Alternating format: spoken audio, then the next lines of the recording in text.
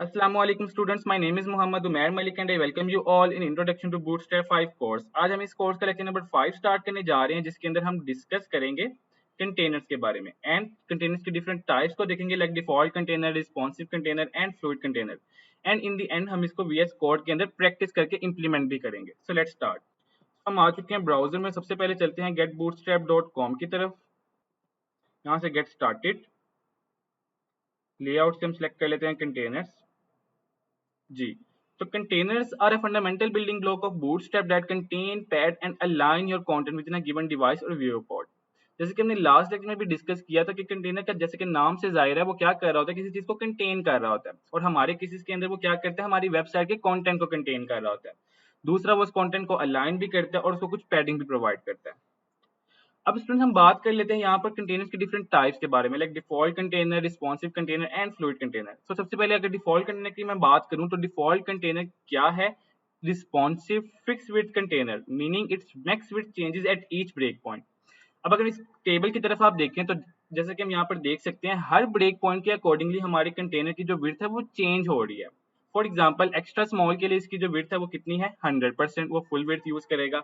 Small के लिए इसकी विड्थ कितनी है 540 पिक्सल्स, मीडियम के लिए इसकी विड्थ कितनी है 720 पिक्सल। इसी तरह से लार्ज स्क्रीन साइजेस के लिए इसकी जो विड्थ है वो कितनी है 960 pixel and so on.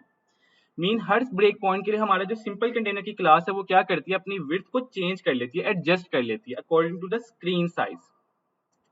Next अगर हम बात करें रिस्पॉन्सिव कंटेनर्स की तो रिस्पॉन्सिव कंटेनर्स में क्या फर्क है? रिस्पॉन्सिव कंटेनर भी तकरीबन इसी तरह से काम करते हैं लेकिन उसके अंदर हम ये स्पेसिफाई कर सकते हैं कि किस स्पेसिफिक ब्रेक पॉइंट के बाद वो रिस्पॉन्सिव बिहेवियर शो करे। मीन किस पर्टिकुलर ब्रेक पॉइंट के बाद से वो अपनी विड्थ को फिक्स करे और उससे पहले तक उसकी विड्थ क्या रहे 100% रहे। फॉर एग्जाम्पल अगर मैं बात करूं कंटेनर एक्स्ट्रा लार्ज की तो अगर मैं ये वाली क्लास यूज करता हूँ अपनी div टैग के साथ, इसका मतलब ये है कि ये एक ऐसा कंटेनर होगा जिसकी जो विड्थ है वो एक्स्ट्रा लार्ज ब्रेक पॉइंट से पहले तक क्या रहेगी 100% फुल स्क्रीन साइज को कंज्यूम करेगी, लेकिन एक्स्ट्रा लार्ज के बाद उसकी विड्थ क्या हो जाएगी, फिक्स हो जाएगी। और वो किसके ऊपर डिपेंड फिर कर रही होगी? अपने ब्रेक पॉइंट के ऊपर, अपनी स्क्रीन साइज के ऊपर। मीन उसके बाद से उसका बिहेवियर सेम कंटेनर क्लास की तरह का हो जाएगा। जैसे कि हम यहाँ पर भी देख सकते हैं कि एक्स्ट्रा लार्ज ब्रेक पॉइंट से पहले तक तो उसकी विड्थ 100% रही, लेकिन जैसे ही एक्स्ट्रा लार्ज ब्रेक पॉइंट यहाँ पर आया अब उसकी विड्थ क्या हो गई है 1140, बिल्कुल उसी तरह से जिस तरह की सिंपल कंटेनर क्लास की हो जाती है।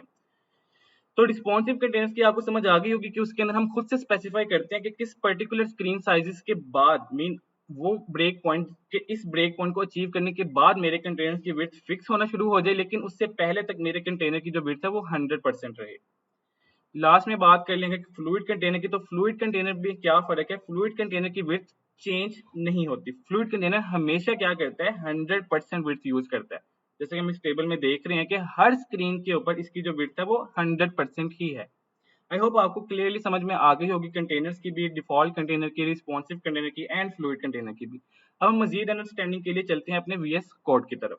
अपने VS कोड में और यहाँ पर मैं लिख लेता हूँ सबसे पहले क्लास कंटेनर, कॉपी कर लेता हूँ डॉट कंटेनर, तो सेव करता हूँ एंड कंट्रोल F5 रन करता हूँ। जी, तो मुझे यहाँ पे मेरी आउटपुट नजर तो आ रही है लेकिन क्योंकि इसका फॉन्ट साइज आई थिंक काफी स्मॉल है और मुझे मेरा कंटेनर भी नहीं विजिबल हो रहा कि वो स्क्रीन में कहाँ पे एग्जिस्ट कर रहा है, तो मैं उसके लिए यहाँ पर कुछ क्लासेस ऐड करने जा रहा हूँ बूटस्ट्रैप की, जो कि हमने प्रीवियस लेक्चर में डिस्कस की हुई है। सबसे पहले बैकग्राउंड के लिए मैंने क्लास यूज कर ली BG info and font size के लिए मैं यहाँ पे क्लास यूज कर रहा हूँ डिस्प्ले 6। अब मैं इसको अगर करूँ, अब मुझे क्लियरली नजर आ रहा है कि मेरा जो कंटेनर है वो कहाँ पे एग्जिस्ट कर रहा है और मेरा फॉन्ट साइज भी थोड़ा लार्ज हो गया।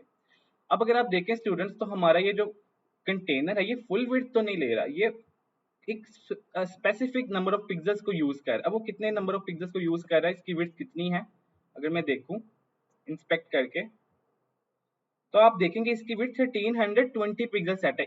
ये 100% सेट नहीं, क्योंकि अगर 100% सेट होती तो ये पूरी की पूरी स्क्रीन को कंज्यूम कर रहा होता है, लेकिन कितनी है 1320 पिक्सल्स।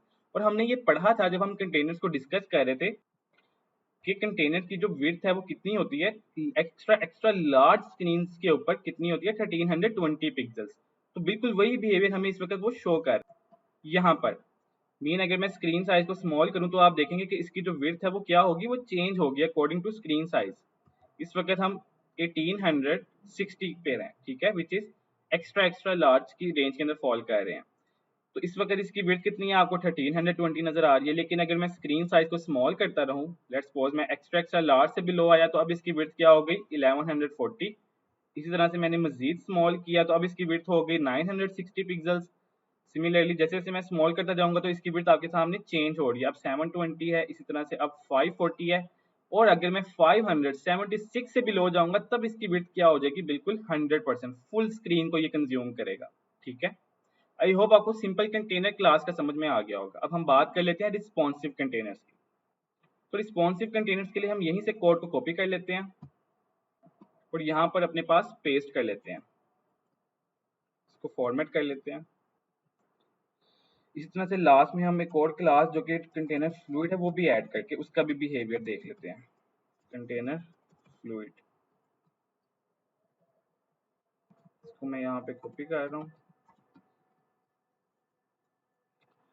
अब स्टूडेंट्स इसको भी हम यही वाली क्लासेस असाइन कर लेते हैं।